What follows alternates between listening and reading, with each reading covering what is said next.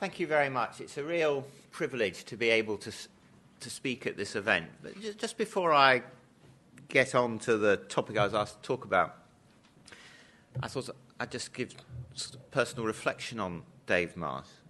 You can see from this diagram, this picture of UCL Partners member organisations, quite a big body. It covers more than 20 healthcare providers, 3 universities. There's about 80,000 staff, but part of UCL Partners. So sometimes I have quite a busy life because some people are not happy with individual things. They phone you up. You know, I could plenty of people I could talk to all day long.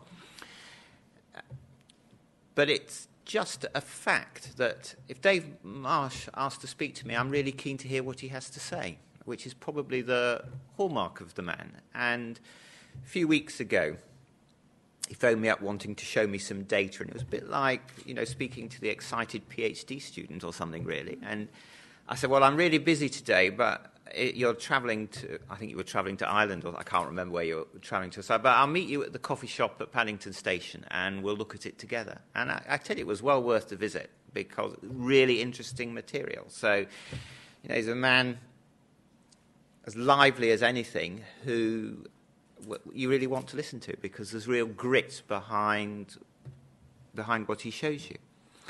So, in fact, the data that he showed me was a lot about the variations across the different hospitals across UCL Partners in how they perform and how we could make a real difference to people's lives if we all performed as well as the best.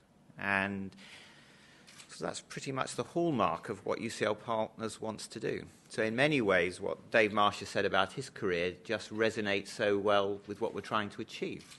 So UCL Partners is a large organisation, is only focused on a couple of things, really. It's focused on how do we work across a system which has got lots of separate institutions and lots of separate tribes and vested interests to deliver better value for money healthcare, and defined as the outcomes that matter to patients, not the outcomes that matter to institutions, but outcomes for patients per pound spent. Doing that through education, research and information, which of course hallmark of much of Dave's achievement. And how do we translate that into wealth creation for the country in terms of economic gain? So I'm not going to go through all the things that UCL Partners is trying to do at the moment. We're one of 5 academic health science centres, but shortly there'll be a rollout nationally of academic health science networks covering much of the country, and very much I would want us to play a real part in that national delivery. We started in a place with a small number of programmes that bubbled up that we focused on, which has grown over the last 3 years. And at the moment, what I want to do is translate that into a much larger role for orthopaedics.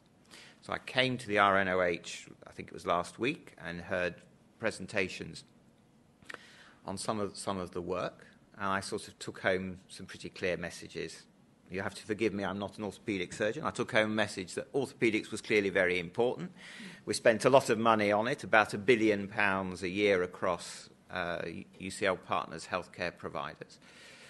That the RNOH had an awful lot to contribute to how we could do that better. And we clearly needed to engage much more to create an orthopaedic program across the partnership, I guess with as much haste as possible. So since then, I've gone back, spoken to the people across UCL Partners and said, well, we really need to have a process now to define the next generation of programs that we're going to focus on, having started with cancer and neurosciences, 1 or 2 others.